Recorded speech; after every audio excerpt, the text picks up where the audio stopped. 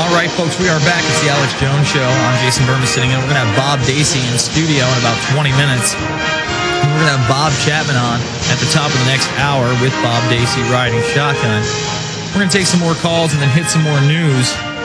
Walmart needs industry support for green labels. We're going to get into Slave Mart with new slave labels that you can buy. That's right. The green movement is everywhere. And in the parking lots at Walmart now, I have to see, a parking space for a green automobile. It makes me want to throw up.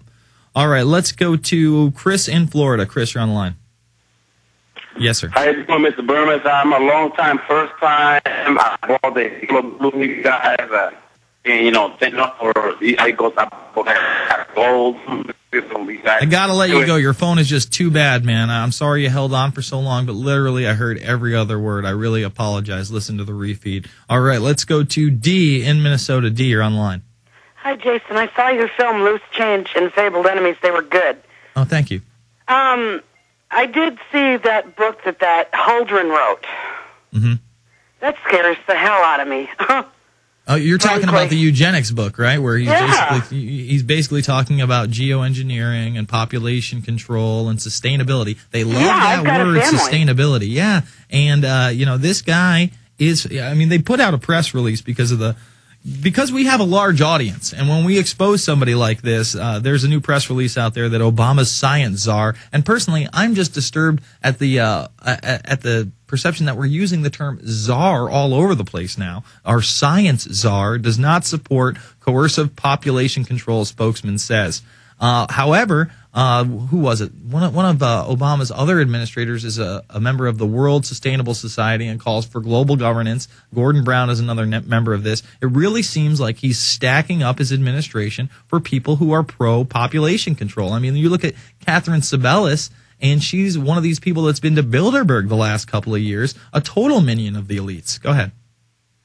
This attacking Iran stuff, I'm seeing stuff in the news that they're going to do it. That scares the hell out of me because that with the carbon tax is really, really going to just kill the economy. Well, I don't know if they're going to be. I don't know if they're going to be able to have a hot, hard war in Iran without some kind of a provocateur, westernized, false flag event. I really just don't see the support for it in this country. I mean, people have really curled back now that Obama's here on the fact that we need to get out of Afghanistan and Iraq, but we just lost more people in Afghanistan, more casualties in Afghanistan in half a month, really, than we have in any other month so far in the war. So there's obviously firefights going on there. There's obviously warfare taking place there. And I don't know if the American people are ready to go into Iran without something of a staged event. I thank you for the call, D. Craig in New Jersey. Craig, you're on the line. Hey, what's up, Craig? Jason? Hey. Hey, this is actually Craig from We Are Change, New Jersey. Oh, cool, man. Just calling in to give an account of what happened to us at the John Corzine Barack Obama rally yesterday. Okay.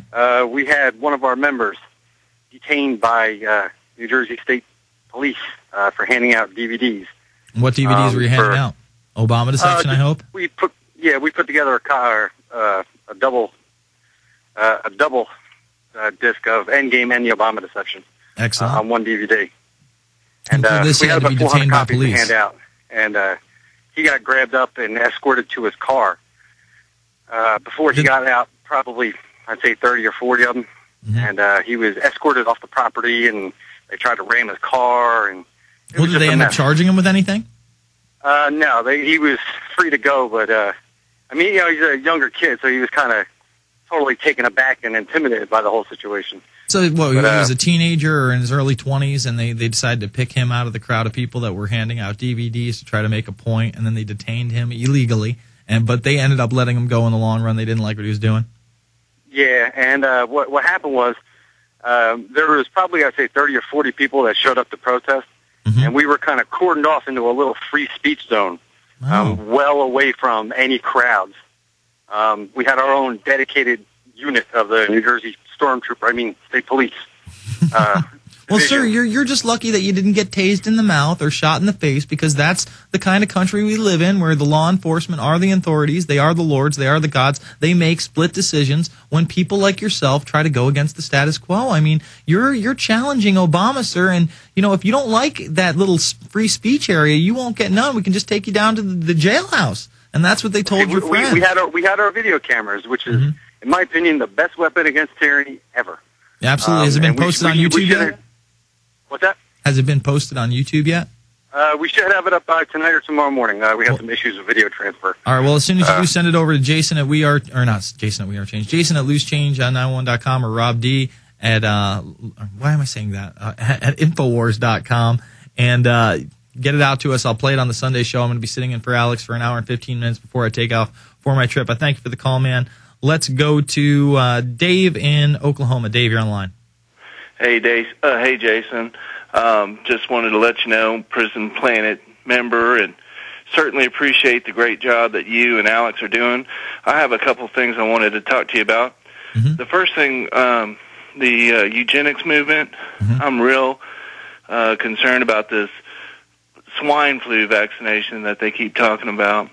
Yeah, I'm very concerned about it, too, and I really think that they're going to try to institute it on an international level and forcibly inoculate people. It really looks like they're going to say everyone has to take it. It's not a coincidence that I'm reading articles 2 months ago on the air where they say they're going to have 4.9 billion of these vaccines. 4.9 billion. You with me, Dave? Yeah, it's a little more serious for me because I have children, and, researching the law up here in Oklahoma, I just found out that, you don't have to succumb to the, forced vaccines and inoculations under state law. It actually says that, if you, object to on a religious or moral grounds, then you can, avoid getting inoculated. But I'm real concerned about that. And if I can ask you two other things real quickly. Mm-hmm. For your listeners commenting about, getting the word out, mm-hmm. I think the best thing that we can do is just, we're winning the war, we're winning with the information war. We just have to open up people's eyes. And, if they question the legality or, the legitimate argument that is being put forth, then show them where it is on the internet. Pull it up for them. Exactly. Listen, you have to be Johnny on the spot with that information. That's what's so great about some of these smartphones. I mean, technology is another tool out there that can be used to empower or enslave. I mean, we're talking about these Autobots and these, robotics that have AI that are going to have military applications. And your iPhone is one of these things that can cause you to be slothful and lazy and just totally into pop culture. But your iPhone can also be something that you can look up something on YouTube and say, no, it's right here. Or pull up a PDF file off a government website and say, no, here's the bill. So again, it's all how you use the tools that you're given. And I think the in-game and the Obama deception are very powerful. Viewing parties are a necessity. And my last question is regarding, and this ties into eugenics as well, the water supply. I know one of your first callers was talking about all the mm-hmm. chemicals. Do you think that we can ever get back to where we can get these pollutants out of our water supply? We can certainly get less of them. Number one, we can certainly get less. And if we made a concerted effort, I don't see why we couldn't get rid of them completely with filtration systems that would get rid of this stuff. But it's going, that's a very uphill battle. Most people are just in so much denial about that. They refuse to even acknowledge the subject because they don't like the fact that they're being poisoned on a daily basis. So they choose to ignore it and act like it doesn't exist. And a lot of people just kind of recoil from fear when you tell them, yeah, there's chloroform in the water and, sodium fluoride and barium and all sorts of other terrible and mercury. So, maybe we shouldn't be drinking or using that water supply. They don't want to hear it. Thank you for the call. Great points, Dave. Let's go to Daniel in Arkansas. Daniel, you're on the line. Hey, Jason. How's it going? Good. I just want to see if anybody is aware there's actually an article on NSS.gov, the National Science Foundation. It's titled Solar Cycle Linked to Global Climate. And it just says how the solar cycle, they've, found out through research that it actually does cause climate change, but it's only a small fraction of it compared to like what the humans are doing to the Earth, supposedly. So wait, they're admitting to the sun cycle, but they're saying that man is still causing global warming. That's what you're telling me. Yeah, in one paragraph in the middle of the article, it mentions that man that's what I like to call controlled opposition. What they'll do is they'll take something that is a fact, that the solar cycle does affect climate change. Again, we were once Pangea, folks. The Earth didn't always look this way. I'm sure the great deserts weren't always deserts. but none of us are around to see that gradual climate change. And it is the solar cycle. The solar cycle is the reason we're going into this different climate change. And you notice they changed it from global warming in the 80s and chlorofluorocarbons to carbon dioxide from the 80s to the 90s. It's all propaganda to control you, to tax you, to say you can't live here, or if you live here, you have to pay this amount. It's truly a eugenics program, and I encourage anybody that still believes in this farce of man-made global warming. By the way, I'm not saying that men can't create pollution. We obviously do that on a great level in many areas, and that is a concern. That is a concern. But go watch The Great Global Warming Swindle from the BBC. It's readily available on YouTube. It's readily available on Google Video. It will really open your eyes to the truth about what this whole thing is about. I thank you for the call. Trey in Texas. Trey, you're on the line.